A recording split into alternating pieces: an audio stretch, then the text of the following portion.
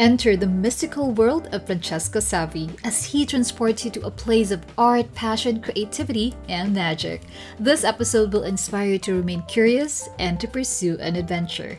Join us as we talk about the important step any beginner should not miss, why art should be an adventure, the importance of values in painting, demystifying the statement quote unquote, I can't draw, the trait you need to possess to remain consistent in making art, and why trying out multiple mediums could be a good thing. If you want to be part of the conversation, then send in your questions and topics you want us to cover to hello@etcherlab.com. Hey, this is Jessie from Etcher. We believe in your power to create, so we invited artists from all around the globe to inspire you to keep on creating. Join us in this journey and let's celebrate creativity. This is Make More Art, the podcast. So I was born in Milan, Italy. I was really drawn to art and drawing since I was a little kid. Obsessed, actually. That's what I would do every day. I remember when I was like about 5, 6 years old, I was obsessed with African animals. Really? And I would obsessively draw them and I would cut them and make little, sculptures. And it was a whole world that I created. And then as I grew older, I started getting into other, form of arts like comic books and, and then, when I was about I remember being always fascinated by fairy tales and storytelling and, being really into all of that. And I remember probably when I was 12, 13 years old, I started reading books about folk tales, Norwegian, Scandinavian, Irish. And that's where I don't know where it came from, this fascination. It just happened. I was into Celtic culture, Celtic music. I started to learn playing the harp when I was about 15, 17, the Celtic harp. So it was the fascination with the whole culture. And that's when I discovered the work of Alan Lee and Brian Froud. They are two artists that I admired when I was a kid. I still do. One of them is actually was the concept artist for the whole Lord of the Rings, The Hobbit movies. But he's been illustrating Tolkien for 45 years. A lot of the books that came out, he probably you know his work because it is illustrated. I think The Hobbit, the Lord of the Rings. There's a new book that just came out now. So I don't know. I was just, it just happened. I'm not sure why. After middle school, I really convinced my parents to send me to art school. So that was high school. That was 5 years of training in art. And then after art school, I went to the Academy of Fine Arts. Okay. And I studied set design. I was too scared to, at the time I really wanted to do painting. It was a whole different department. And then I started thinking, oh my God, what am I going to do? What kind of job will I have? Yes, that question, the million-dollar question, right? Totally, always. And I wanted to be more practical. That's why I studied set design, and I never became a set designer anyway. Wow. At the end of the day, I ended up doing something completely different. But sometimes I do ask myself, what would have happened if I, sign up for painting rather than set design. But it doesn't matter. I mean, I'm still doing my things. So, right. And I started working when I was going to school. I started working when I was at the Academy of Fine Arts. I also signed up for another school, which we had in Milan, which was a pretty cool school. It was only 2 years. It was a school for children illustration. And I could attend both because the academy was kind of, you could set up your own schedule, and it was easy to handle as long as, you did your work. So I did that. I did the Children's School of Illustration, and then I started working. So yeah, there's been a lot. There was a lot going on. In the beginning, I started working as a decorator. Okay. Because I couldn't really find work as an illustrator. And decoration in Milan at that point was really popular. So, you would just go and decorate people's houses with like huge painting, and we would do like fake wallpapers. It was all painted. Yeah, I did that. And then at some point I was hired by a big decorating company in Milan, but they were doing more classical stuff at museums, and then I did a little bit of restoration work too. So it was a little bit of everything. But I think every single thing really contributed to make me who I am today. Like the restoration work was really long hours sitting in a 15th century church, restoring 1 square foot of like fresco for 5 days in a row, sitting in the same spot. And it would be January and it would be super cold. And so that taught me like patience. A lot of patience. A lot of patience. Oh, wow. But no, I don't know. I mean, when I did that, I work with pigments and paints all the time. So I don't do it anymore, but I used to make my own paint because I learned when I was doing restoration how to do that. Yeah. So, all these things matter because you just know you have more information about things and how things happen and how, you can work with different tools. And so, yeah, that's my story, my pre-job story. Thank you, Francesco. And by the way, I love your Christmas tree. Is that a real Christmas tree? Sorry, I just have to ask. Yeah, we just got it. It is real. I've always wanted like a real Christmas tree, but I live in Asia, so it's kind of it's hard to find one and have it inside your house. I can imagine.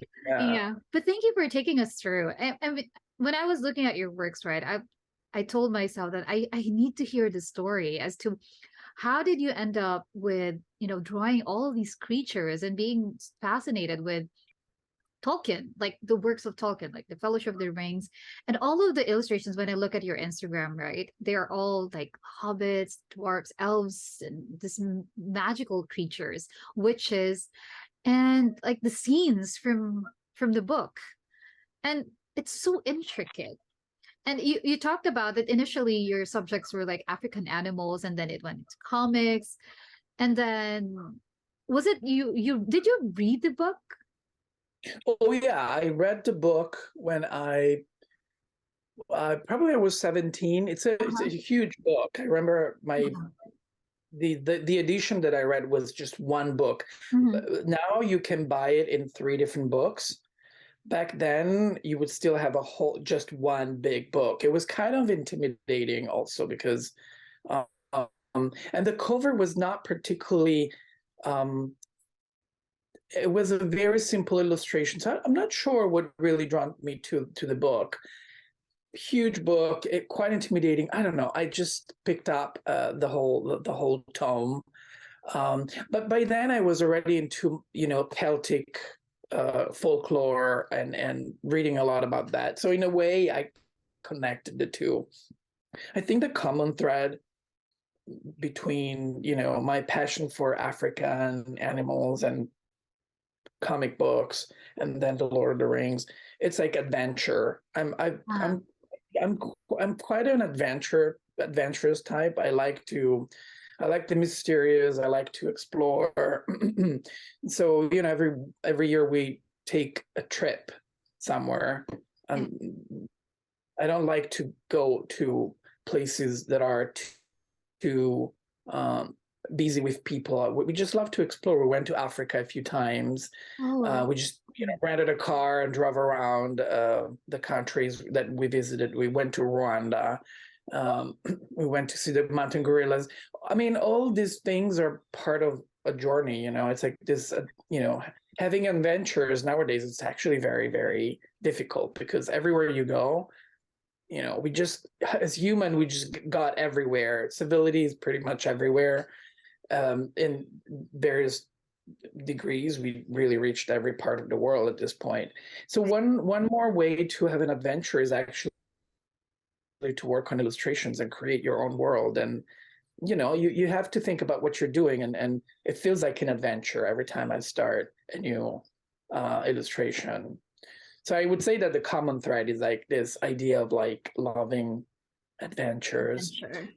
I like when you said that it's a Yeah. journey, that it's an adventure, and it's like you are creating this entirely new world. Although there are references from the book that you've read, right, and characters from the book, but I mean, even as a kid, you build this like these characters in your own world, and it amazes me, of course, that it's through illustration. Because some people would say that if you want to take a journey and, let's say, quote unquote, travel the world, you read.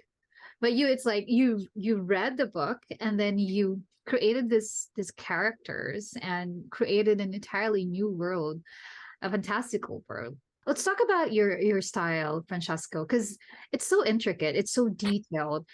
When you were starting out, right? Because you, like what you said, as a kid, you've always been interested in art. But was that the style that you started with, like very detailed, realistic? Well, I think that I think somehow the style I developed based on my fascination for Celtic culture. Because the art, Celtic art, is really, really intricate. Yeah. If you go, and I went to Dublin, and I went to see the Book of Kells, which is this amazing book that was written in the 950, something like that. I can't remember the date, but it's all hand painted and illustrated by the monks. So it's written and hand painted. So I was always fascinated with that. And I think, despite the fact that my style, of course, it's very different from that, but I was always drawn by that attention to details. And I'm still very, very fascinated with miniature painting. It's not for me, also because I'm actually losing my sight. I'm not losing my sight, but as I'm getting older, I need help with my eyes. So miniature painting is it's yeah, it does take a little bit more effort to create. Yeah, so I've always been fascinated by the Celtic art and the concept of miniature painting. So I guess my fascination with that drew me to painting detailed illustrations, which is something that I just love spending time, working on small details. And sometimes I think it can be cumbersome, I feel like. I catch myself thinking too much about certain details, and if you're not careful, I feel like you lose focus on the whole picture. If you get too worried about details, sometimes it can be a problem. So that's something I'm working on, actually, because I feel like I need to. But yeah, I think that's where it comes from. My fascination with all this, world of, like, for instance, I love frames around paintings. That's something that I'm actually very fascinated with. I'm working on a few projects right now where I'm just approaching the idea of a painting in a different way. It's not just the painting, but it's also what goes around it. So yeah, I don't know. It's a journey. It's always about exploring and finding something new and trying new things. It's very exciting. You've tried different things. So the drawings, right? So it changes from one subject to another, and then you mentioned about your style as well, that has changed and evolved and was inspired as well by some of the artists that you mentioned earlier. I want to touch on as well with the medium that you use in all of the art pieces or artworks that you have created. I saw that on your Instagram, right? I saw that you use pencils, you use gouache and watercolor even, right? Can Yep. you take us through how you managed to dabble in all of those different mediums? Because normally what I would hear from other artists, right? Not to compare, but normally they would say to focus on just one medium first and then try something else later on once you have mastered this a specific medium. But I guess from what I'm getting as well from you, Francesca, is that that sense of curiosity and adventure. It's and exposing yourself into different opportunities where you will grow more as an artist. So when I started painting, I was naturally drawn to watercolors. Mm-hmm. So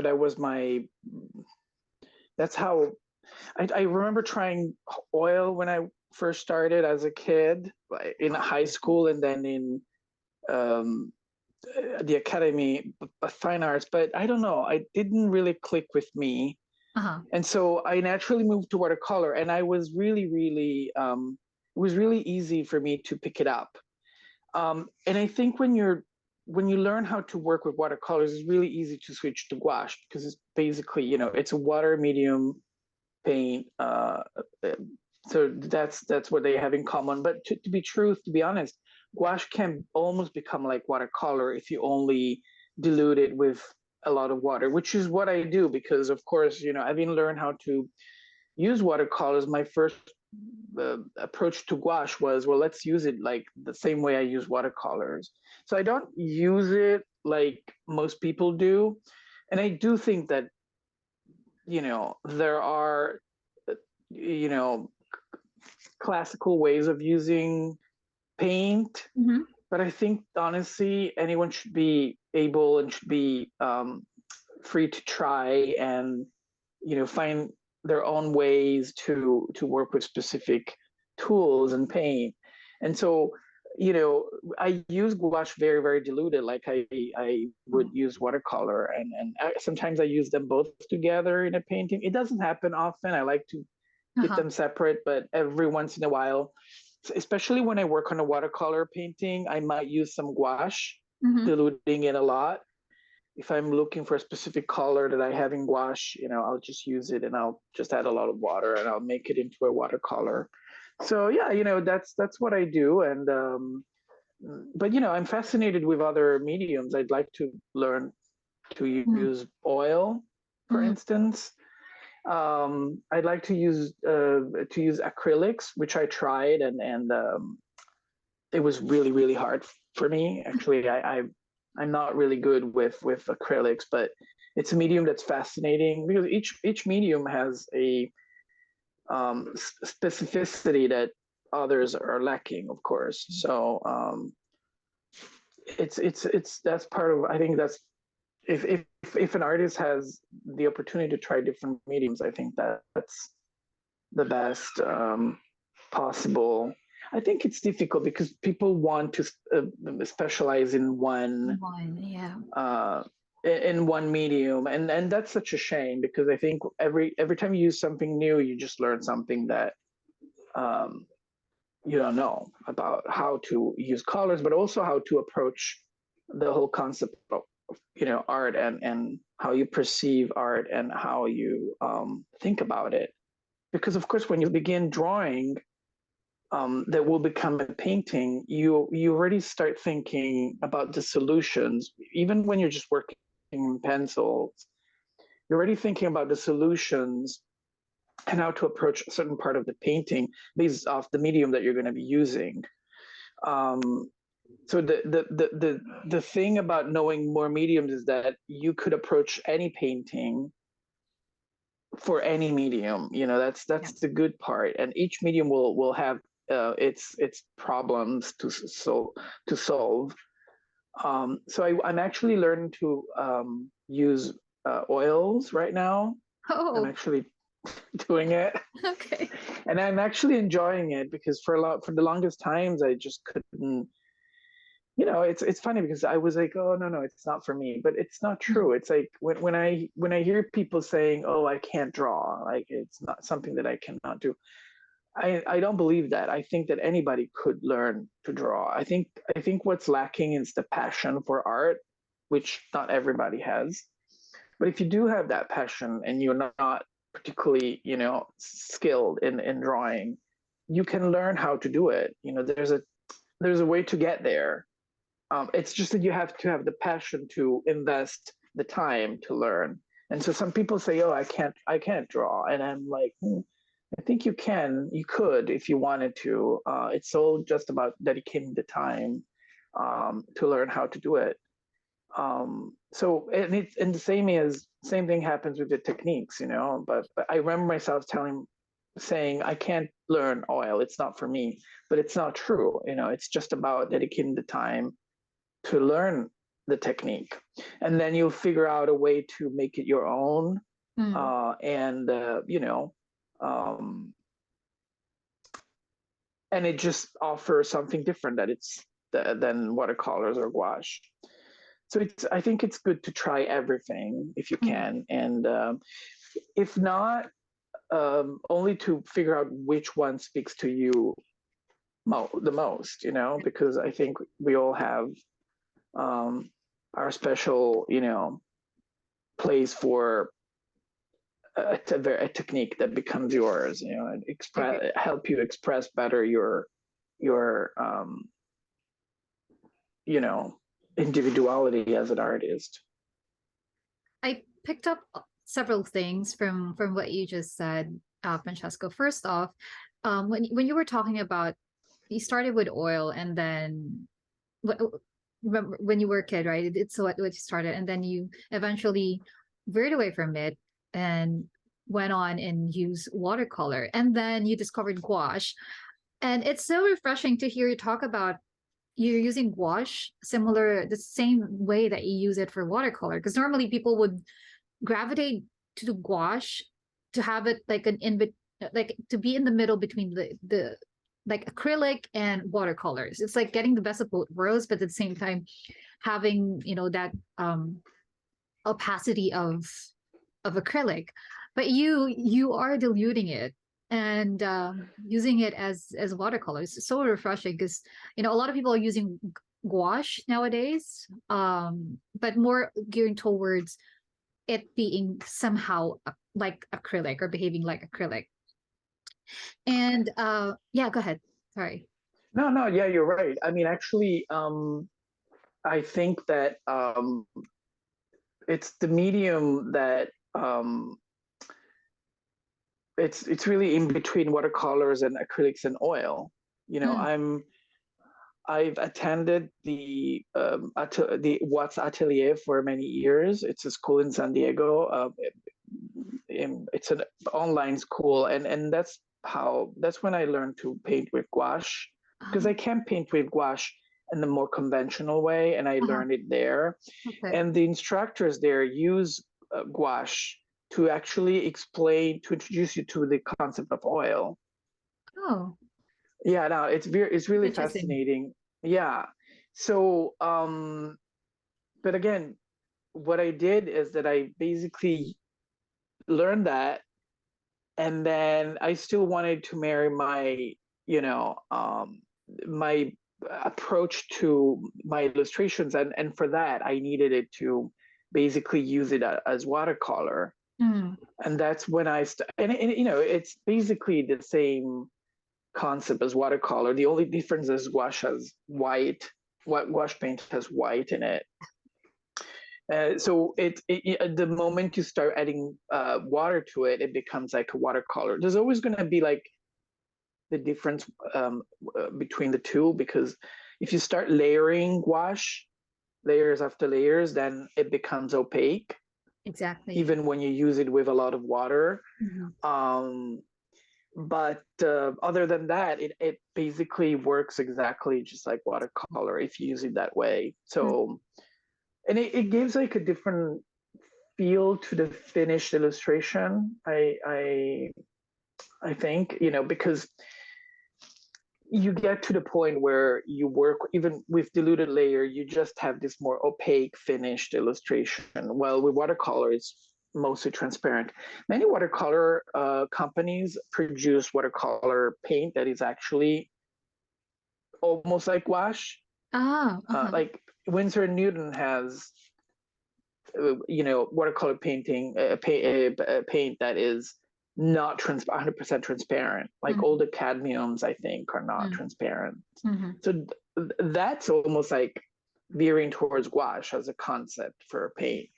But the thing with watercolor is that you have transparent layers, while with gouache you don't.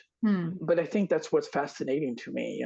It just gives the whole paint. And I know that some people are turned off by that, by the final result that you have with gouache, diluted gouache, because you do have this chalky kind of final painting. But that's what that's what I like. It's the opposite of transparent. It gets chalky, and that's what I really think it's fascinating to me. That fascinates me, hearing it from someone as an artist like yourself, to talk about gouache and watercolor in that, through that lens. And what I love about interviews like this is that there are things that people are so fixated on. This is how it's supposed to be used, like a certain medium, or this is they're confined with this mindset of this is how art should be, or this is how this medium should behave. But when you talk to artists like what we're doing right now, it opens you to another opportunity to view a medium from a different perspective, and to view art from a different angle. And sometimes what other people might think that, no, like what you said, it's a little bit chalky, the finish for gouache, but for you it's fascinating. For others it could be no, because watercolor shouldn't be chalky, it should be transparent. Yeah, so this is really refreshing for me, and I'm sure our listeners also feel the same way.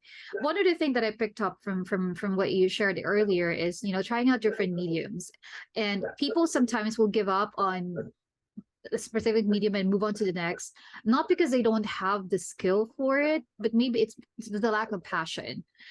I specifically like what you said, that when people talk about themselves not being able to draw, or I cannot draw. Yes, you can. Yes, you can. No, totally. Yeah, I just have to. You can. Time. Yeah. You have to put. I mean, it's. I think drawing, ultimately, what it comes down to is about observation. You're observing things, objects, and people, and environments, and you learn how to recognize shapes in what you're observing. And then when you start drawing, you basically put down shapes. That's all you need to do. And then little by little, on top of the shapes, you add the details. So there are very methodical ways to learn how to draw. You just have to have the passion and invest the time, because I think what the difference between someone that is naturally good at drawing, especially since they're kids, is the fact that certain people, I think, have, it might be true that some people are born with like the capacity of observing and retaining information quicker than other people. And what happens is that those people are for those people, it's easier to put them down on a piece of paper. And for other people, it might be harder, but it's just about training and about following methodical ways of learning. And so you can learn to draw. And I think it's actually something that should be reminding to a lot of people, because what I noticed in people trying to do art is that some people skip that whole part, which is the basic. They just, a lot of people just want to jump into using paint immediately and working with color. And they might become good at learning the techniques, but if you don't have the basics, which is learning to observe and then translating that into signs on and lines on a piece of paper, that's like the basic and fundamental that everyone should learn. So you can become really good at working with watercolors, but if you're lacking that big piece of information that is, how do I actually start a drawing, then the watercolor will never work, even when you know how to actually, put down the paint on the paper. It just won't work for someone that is viewing your art. It's just not, there's going to be something off, which is basically the drawing. So I always say, just go back to the basic and dedicate time to learn how to observe, find shapes in everything you're observing, and then begin with putting down the shapes into a piece of paper, and then start adding the details. And every good art school will teach you that, it's just the way, I think it's the fastest way to understand how to draw. 100% agree. And I'm glad that you pointed that out, because I was about to ask, what other tips that you can share with someone who is beginning or is a beginner and trying out art for the first time or trying drawing for the first time? When you said that some people would just go straight to using the medium, like painting straight, without even going through the basic steps, especially the shapes. I like when you said observe and you look at the subject and then apply shapes on what you see and then put it on paper. I think it's a basic step that a lot of people missed out on, because like when I was starting out, I want to be able to create a rose immediately. So I want it to look like a rose instead of a cabbage. But for what I missed out is, how do I create the shape first in order to arrive it before applying the watercolor? So really good point, Francesco. And I know, when you taught with us, the class loved your class. I mean, the students who attended the class, they loved it. It was even sold out, right? And I know that more than them wanting to learn the intricacies of what you create, all these creatures and characters, it's really the steps, the techniques, and how do you arrive into that? Because it from someone who's a beginner, it can look very complicated, but the way that you broke them down into how do you arrive to this, and hearing you talk about shapes as your starting point is really, I guess, the way to go, especially if you want to try out art. I think that anyone that what's that? The sun. I love how the rays of the sun is flowing, peeking through your window. I love it. So I think that for someone that is beginning, with art, I think if they have some money, it's not a lot of money, but I think it's always good to make a little investment in art books. And if someone is at the stage where they want to learn how to draw and how to develop like the skill of recognizing shapes, I would suggest buying Andrew Loomis books. I think that they have I think he did maybe, I think I have 4 of them. 2 of them are really, really important. The other 2 that I have are, one is a generic book about illustration, and the other one is about drawing characters. So those 2 are good books, but there are 2 fundamental books by Andrew Loomis that are, I think, really, really important, because they actually explain the process of how you get from a sphere to actually a whole head with details, nose and eyes and the mouth, and adding the details. So those are good books to actually invest money into. And he was an illustrator, I think, in the 1940s. So you're looking at stuff, art teaching notions that are veering towards a classical approach, but they're very, very useful. So I would do that. Anybody that, I think the best practice for every artist is to just have a sketchbook always with you and try to save the time each day to dedicate to your sketchbook. 15, 20 minutes. Sometimes, most of the times life gets in the way. I know it's hard for me too, but to dedicate the time every day to just try something new. Use your sketchbook for different things. I do. I actually do have several sketchbooks, which might not be the best practice to in terms of sketchbooking, but I have one just for anatomy studies.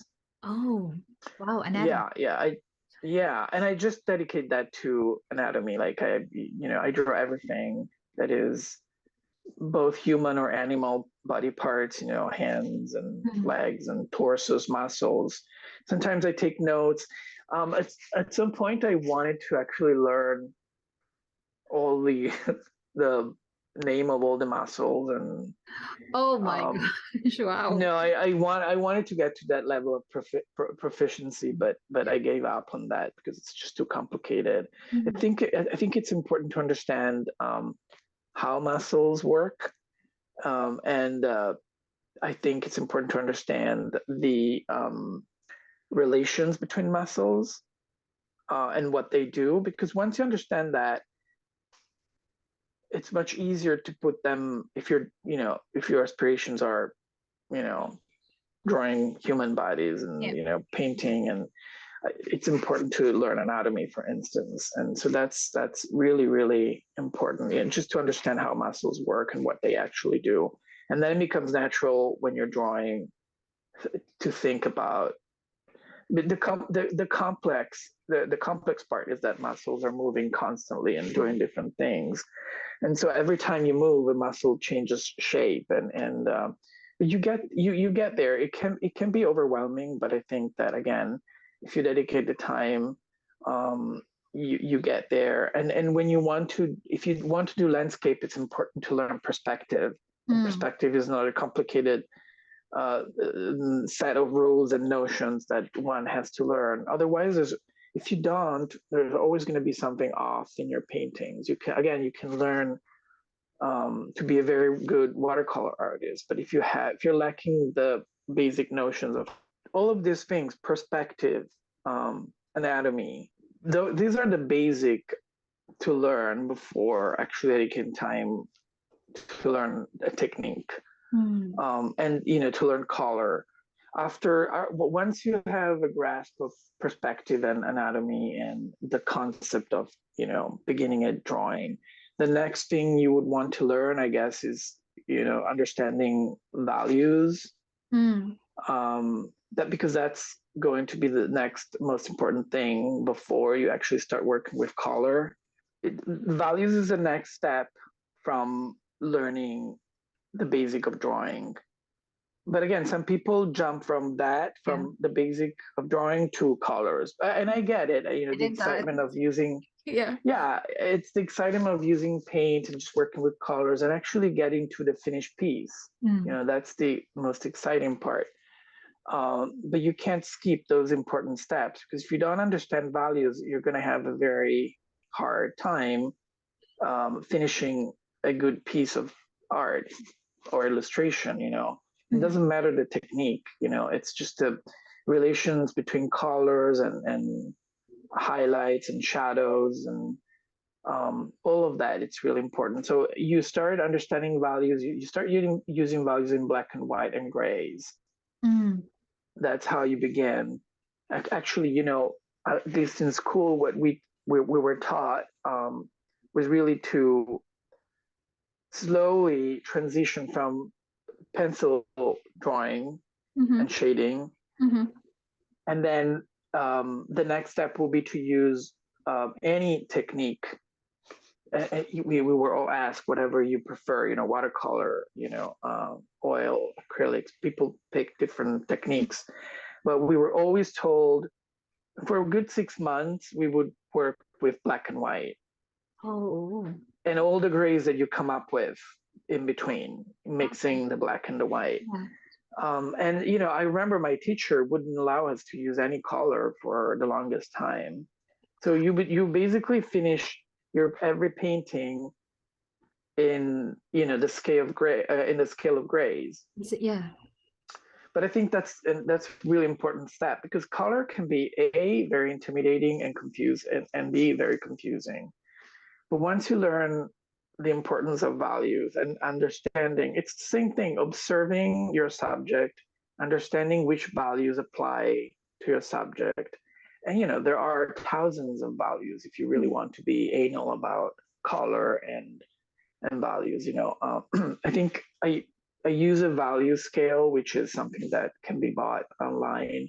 It's a little chart with, I think it has maybe 10 or 20 different values. So it goes from black to white. But the truth is that there are thousands of values in any given subject that you're painting, because, it's like the way the light hits the subject that changes every little value. And the surface of the subject also, it's important in terms of values. So when you understand that and you are done with your black and white work, it's going to be so much easier for you to understand the color and how to develop your own way to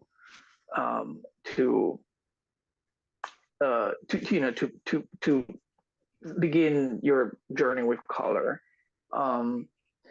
So I think it's really important to always remind yourself step by step, but don't miss any step, because it's just going to be frustrating in the long term. Because what the worst can happen to you is to dedicate time to something and then feeling like as if you're constantly unfulfilled because, something's off. But I see that a lot with people beginning with art. It's just remind yourself that it's a step-by-step process, and you can't skip any step, because in the long term, it's going to be a handicap. Thank you, Francesco. Those are a lot of golden nuggets, especially the step-by-step. I like when you touch on the values. And kudos to your teacher for not allowing you to use any other color, because I remember when you said earlier about how everything came full circle with what you're doing right now. Everything that you've experienced, all the mediums that you've tried, all these learnings that you have gained from knowledge about art over the years are all contributing to the skills that you have right now and into your work, and it's very evident. Patience, you said, and consistency. I love that, especially with values. You're absolutely right. I personally experienced that. I want to jump into using colors. I was so impatient to just stick with values and just try to light to dark, dark to light. But I went ahead and, and it was frustrating. I mean, I ended up with a puddle of like muddy color because I was trying to mix things different. Oh, I know. Yeah. So it is frustrating. So hearing you break it down step by step, I felt as I was listening to you go on about values and the basics and techniques, it's like a crash course in itself. And I'm sure our listeners gained a lot from what you shared. So any additional help maybe, or tips that you can share with them, especially for someone maybe, I want to start with watercolor, but is it the right medium for me, or should I try something else, maybe gouache? I think the best way to figure out what is the best medium for you is just to try them all on a sketchbook. Okay. Because a sketchbook is something that it's supposed to be, you want to dedicate time to it, but it should also be like a quick approach to what you're thinking in terms of your art. So it is a commitment in terms of the time you should dedicate to it, but it's not a commitment in terms of what ends up in your sketchbook. It's not supposed to be anything finished, honestly. I mean, it can be whatever you want, but the thing about it is that you can approach it in a way that it's somehow a commitment, which will allow you to make mistakes. Because I think the worst part in art is making mistakes and then just feeling frustrated and giving up on certain things because you're like, oh, I can't learn this. But again, it's a matter of time and dedicating time to something. And you can learn each technique. It's just a matter of following instructions. There's honestly very few people can just learn to do things on their own without following certain instructions. Even just getting a good basic book on anything, it's important. There are so many resources online. So if you want to learn about something, you can. You just have to follow advice of people that have learned before you. So try it, because you're going to be drawn naturally to one of the techniques, maybe because it reflects your state of mind at the time when you're trying it. It's so difficult to. I'm still like a watercolor person, I think, and even though I'm using a lot of gouache, but at the end of the day, I tweaked the way I use gouache to make it more like watercolor. So at the end of the day, I'm a watercolor person, but I'm very fascinated by oil, so I'm trying to learn that, because it will give me a completely different set of skills to do certain things that I cannot really do with watercolor. Of course, it's two completely different mediums. But I realized that there are certain things that I cannot achieve with watercolors that I could achieve with oil. So I would want to be able to do that. And then once you know that, could still decide to put oil on the side and continue with my watercolors. But the fact that I know how to use something, I think it's enriching, and it helps me with my other my other skills. So it's all about the time that you can dedicate to anything, basically. If you want to learn something, you really need to put in the time. Dedicate the time. Absolutely. Yeah. One good thing that I would suggest to people, I think maybe not when you're a beginner, because when you're beginning, you're really you're still trying to figure out the basic notions of perspective and shapes and observing. But one thing that really helps when after your beginning stage is to do master studies, I think. Oh, okay. Master studies. So just get a sketchbook and dedicate it to just pick your favorite artist and start copying the work. That helps with a lot of different things. Like, again, it helps with the anatomy, because you're observing how your preferred artist, your favorite artists approach anatomy.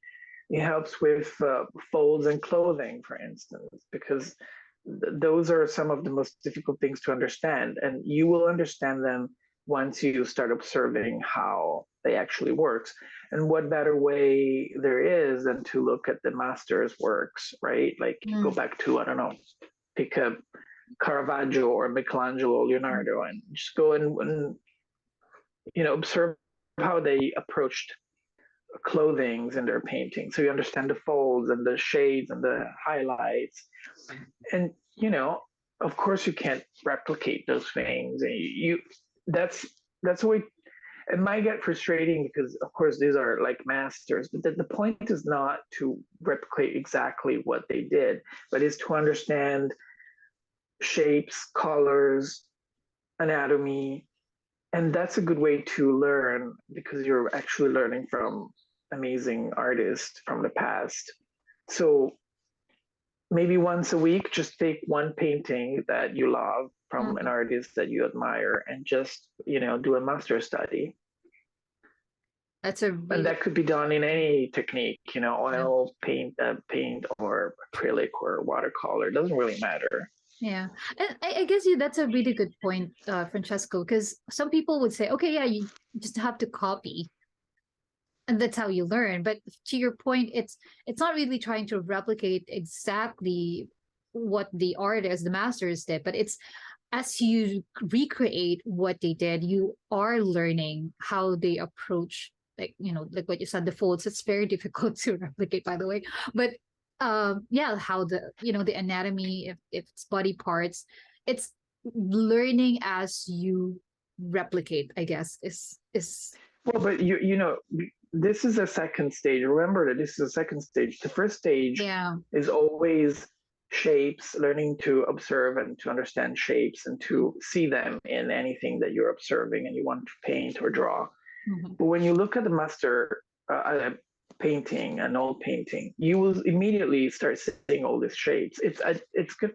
It's gonna get to the point where it's just natural for anyone to observe anything and see shapes immediately because you're training yourself to do that. Mm. And that's the most important thing when you start thinking about art. You know, you look at Leonardo's painting and you're like, okay, so look at that. The head, I see exactly what his is done, and I know that. I know that it's a sphere. I Mm. know that then after studying with the sphere, I need to add certain other geometrical elements to make it more like a skull. Yeah. And you mean in the torso is the box basically. So you begin with the idea of a box, or some people call it a box. Some people use the bean idea. Mm. So like the bean is like the shape of your torso. But when you learned all of these things, you immediately see them in anything that you're observing, including you know, any painting from the past or um, any painting that you're observing. So all these things come to you immediately, and so it's easier to put it down on paper because you're analyzing what you're seeing, you're understanding not only the composition but actually the structure of the subject and all its geometrical Mm-hmm. uh, shapes, and then you put it down on paper and then you start adding the details. So always begin with the basics. I think that's the best advice that I can give. You've given us a To lot, Francesco, but I think that one in particular is something that anyone who's starting out with art should really keep in mind because that's really the starting point. You observe and then you see them as shapes and then you move to the next one. Francesco, like what I said, I learned a lot. I felt like I did a crash course about art, and it shows when you talk about dedicating the time and passion to pursue art. It is clearly evident with how you shared your journey with us. I love that you talk about art. It's like an adventure. Your journey as an artist is an adventure. It, creating this world and doing storytelling, it's evident in every piece of art that you create. So share with us what do you have in your pipeline? I know you're doing some works, you said, and you also have a dedicated sketchbook for like anatomy. What else? I know that you have a class on a different platform. We can see you on socials on Instagram. You have your website, thewefolktreasures.com. So we'll add that and the description yep. as well. And you can find Francesco on Instagram as well as Francesco at _Simone_Savi. Is that right? Okay. So yep, that's correct. Yeah, let us know. Share with us what else do we need to watch out for? There's an organization that is called the the Token Society. Oh. So I've been collaborating with them, and it's pretty amazing because I presented some of my work, and they're using it for some of their publications, which is cool. It's a nonprofit charity that is dedicated to the work of Tolkien. Yeah. It's I think Tolkien himself was involved at some point. I mean, or not involved with the work of the society, but as a maybe he was made. I think he was made like a honorary member or something. So in that way, he knew about it. He participated to it. Yeah.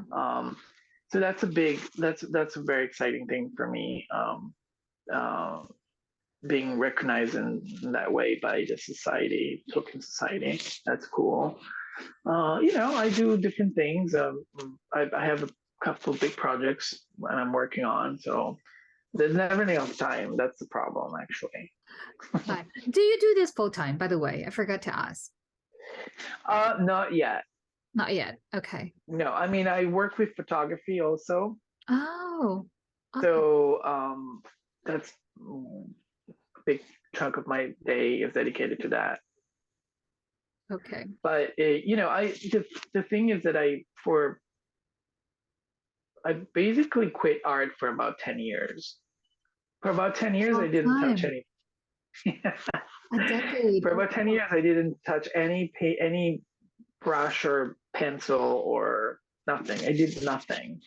Um, so when I went back, I kind of had to relearn everything. It was really quick to pick it up, Yeah. but it's interesting because it's something, I realized how important it is to constantly practice. Um, because when I started again, that was like about 15 years ago. Um, there was a moment when I was like, oh my God, I forgot everything. I don't know how to do anything anymore. It came back pretty quickly, but um, just the importance of practicing every day. It's like with music, you just have to keep doing it. If you're learning music, it's you should dedicate time every day.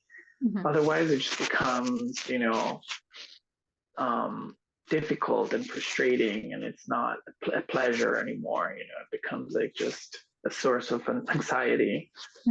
I agree. Agree. But glad that you decided to do art again, to make art again after not doing it for 10 years. That's a really long time. But I guess when you are really passionate about something, you can absolutely pick it up that easily, as if it never left. Not absolutely. You can start.